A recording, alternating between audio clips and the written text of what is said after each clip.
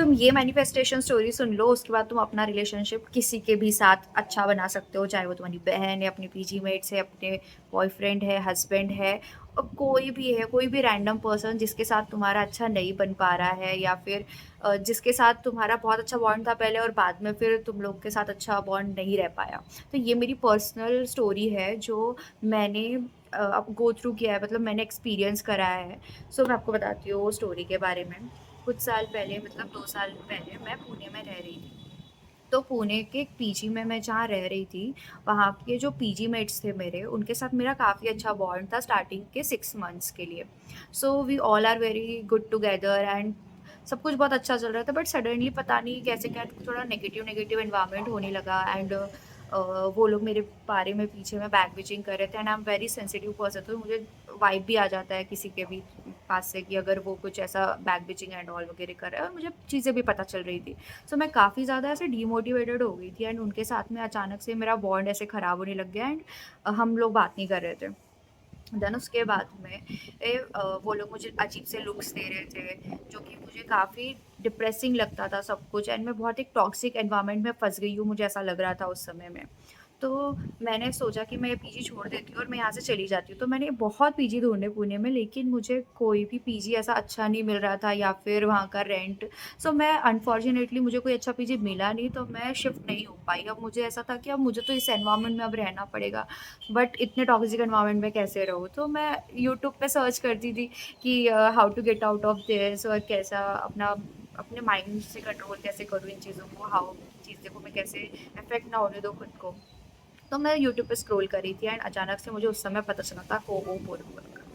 तो उसमें जिस वीडियो में मैंने देखा था, उसमें वही था कि how to heal yourself and the relationship with others with ho'oponopono. So जब मैंने ये चीज़ सीखी, तो मैंने सोचा वैसे भी कुछ नहीं हो रहा है, तो लेट्स ट्राई दिस, क्योंकि मैं काफ़ी ज़्यादा बिलीवर तो थी इन सब चीज़ों में।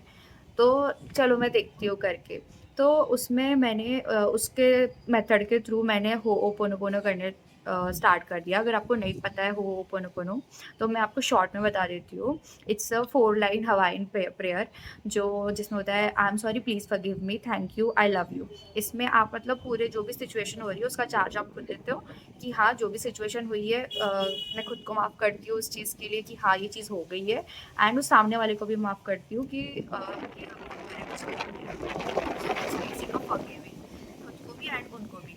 सो मेरे साथ जो इतना टॉक्सिक एनवायरनमेंट हो रखा था, तो मैंने अपने मतलब खुद को अवेयरनेस देते हुए खुद को भी माफ़ किया इसके लिए, एंड उनको भी माफ़ किया कि हमारे बीच में ये सब चीज़ें हो चुकी है। तो मैं रोज़ रात को 108 टाइम्स होओपोनोपोनो सोने के टाइम पे करती थी। एंड मेरे पास तो 108 टाइम्स काउंट करने के लिए मेरे पास माला नहीं थी वहाँ पे, तो मैं क्या करती थी ना, ये 4 फिंगर्स एंड मेरी ये 3 फिंगर्स। सो ये हो गया 12 एंड ये हो गया 9। सो ये 108 हो जाता था। जैसे कि अगर सपोज़ मेरे को यहाँ से करना है, मैं यहाँ पे पकड़ती थी ये 3 फिंगर्स के लिए, फर्स्ट यहाँ पे, एंड देन यहाँ से स्टार्ट करती थी, यहाँ से I am sorry, please forgive me, thank you, I love you. I am sorry, please forgive me, thank you, I love you. ऐसा करते हुए मैं ये यहाँ तक कंप्लीट कर लेती थी, ये सारे बॉक्सेस में ऐसे चारों फिंगर्स में कंप्लीट करती थी। एंड देन ये जो मेरी फिंगर रहती थी, इसका मैं ऐसे नेक्स्ट सेकेंड बॉक्स, देन ये कंप्लीट, देन थर्ड बॉक्स, ये कंप्लीट, देन फोर्थ बॉक्स, ऐसे मैं ये 3 फिंगर्स कंप्लीट करती थी, और इस तरीके से 108 टाइम्स हो जाता था। तो ये मैंने किया था, मतलब ऑलमोस्ट 1 डेढ़ महीना। बट इससे रिज़ल्ट क्या हो रहा था, मेरी इमीडिएटली उनसे बातचीत स्टार्ट नहीं हो रही थी, या फिर मेरा बहुत अच्छा बॉन्ड, ऐसा कुछ नहीं हुआ। सबसे पहले तो मैं शांत हुई, और मैं मतलब मुझे जो ऐसे टॉक्सिक और नेगेटिव एनवायरनमेंट ऐसा फ़ील हो रहा था, वो होना बंद हो गया। मैं खुश रहने लगी, मुझे बहुत पीसफुल फ़ील होने लग गया, मतलब इंटरनली मैं काफ़ी ज़्यादा काम और कंपोज़ हो चुकी थी।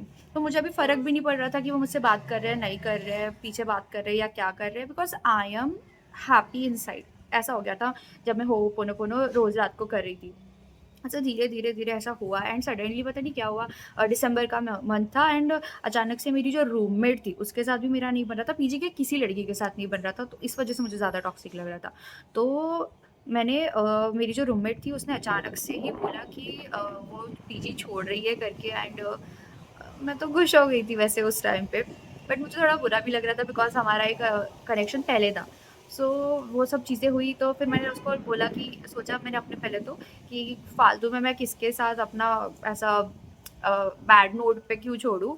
तो I talk to her and just apologize for whatever happened, मतलब मेरी गलती थी, नहीं थी, but whatever it is, but मैं अपने साइड से उसको सॉरी कह दिया मैंने उस समय। एंड वो चली गई। एक अच्छे नोट पे हमारा एंड होके वो चली गई and I was also happy कि यार चलो अब मतलब रूम में तो कुछ नहीं है, कुछ न्यू ऐसा होगा। And next day 1st Jain था, तो मैं जैसे ही वॉशरूम के लिए कॉरिडोर में निकली एंड उतने में मुझे एक मेरी पीजी मेट वापस से मिली वहाँ पे, फेस ऑफ हुआ और फर्स्ट ईयर पता नहीं मेरे मुँह से कैसे क्या निकल गया, मैंने उसको हैप्पी न्यू ईयर विश कर दिया। सो स्माइल करते हुए किया एंड उसने भी मुझे रिस्पॉन्स किया एंड पता नहीं एक अलग ही एनर्जी शिफ्ट फील हुआ उस दिन मुझको। एंड देन उसके बाद में चीज़ें इतनी टर्न हो गई कि सब मेरे साथ अच्छे से खुद से होके बात करने लग गए, सब मेरे साथ पॉजिटिवली बात करने लग गए एंड बहुत सारी चीज़ें ऐसी हुई कि अब मेरा वापस से उनके साथ बॉन्ड अच्छा होने लग गया और ये सब मतलब मैं फील कर पा रही थी कि मेरे क्या क्या फील कर रही थी और कैसे मेरा एनर्जी और ऑरा सब ऐसे शिफ्ट हो रहा था। तो ये सब चीज़ें हुई एंड एट लास्ट मेरा बॉन्ड सबके साथ बहुत अच्छा हो गया पीजी में। सब लोग मेरे साथ में बहुत अच्छे से रह रहे थे, मैं सब पॉजिटिव फील कर रही थी एंड बहुत अच्छा एक्सपीरियंस मुझे एक्चुअली लगा ये पूरा जितना भी हुआ। शायद वो बैड डेज़, गुड डेज़ सब ऐसा होते-होते मैं बहुत अच्छे ज़ोन में चली गई एंड बहुत पॉजिटिव फील करने लग गई थी। इतना ज़्यादा पॉज़िटिव हो गया था कि अब जब मैं अपने होम टाउन में वापस आई थी, तो जब जिस समय मैं वापस आ रही थी, लास्ट डे था मेरा, तो literally they were so sad कि मैं जा रही हूँ वहाँ से। सो ये ये स्टोरी मैंने इसलिए बताई कि वो पीजी मेट्स थे। मैं इंटरनली अच्छा नहीं फ़ील कर रही थी, लेकिन होओपोनोपोनो से मैंने इंटरनल पीस भी फ़ील किया, देन उसके बाद में उनका बॉन्ड भी अच्छा हो गया उन लोगों के साथ में। तो ये स्टोरी ना मैंने बेसिक यही था कि आप अपना रिलेशनशिप किसी के साथ भी अच्छा कर सकते हो, किसी के भी साथ में। जस्ट आपको होओपोनोपोनो प्रेयर जो है वो करनी है, अपने आप में अवेयरनेस लानी है कि ये जो सिचुएशन है, ये मतलब इस सिचुएशन में आपकी भी उतनी रिस्पॉन्स, मतलब ताली एक हाथ से नहीं बजती, ताली दो हाथ से बजती है। तो जो भी सिचुएशन आपको हो रही है कहीं ना कहीं वो आपके ही ऑरा या फिर आप ही अट्रैक्ट कर रहे हो चीज़ों को, शायद इसलिए हो रही है। तो ये अवेयरनेस जब हमें आ जाती है ना, और जब हम तब होओपोनोपोनो करते हैं ना, ये एक्सेप्ट करते हो कि हाँ इस चीज़ में मेरी भी गलती है, शायद सामने वाले की भी गलती है, और उस गलती के लिए मैं खुद को माफ़ कर रही हूँ। मतलब मैं खुद को माफ़ कर रही हूँ, मैं उनको भी माफ़ कर रही हूँ। तो जब ये चीज़ आ जाती है ना, तो you can literally heal your relationship with anyone and ये मेरा पर्सनल एक्सपीरियंस है। सो आज के लिए बस यही, ये मेरी खुद की स्टोरी थी। तो मैं ऐसी स्टोरीज़ लेकर आती रहूँगी जो मैंने एक्सपीरियंस किया है या जो मैंने एक्चुअली बहुत स्टोरीज़ पढ़ी हुई है।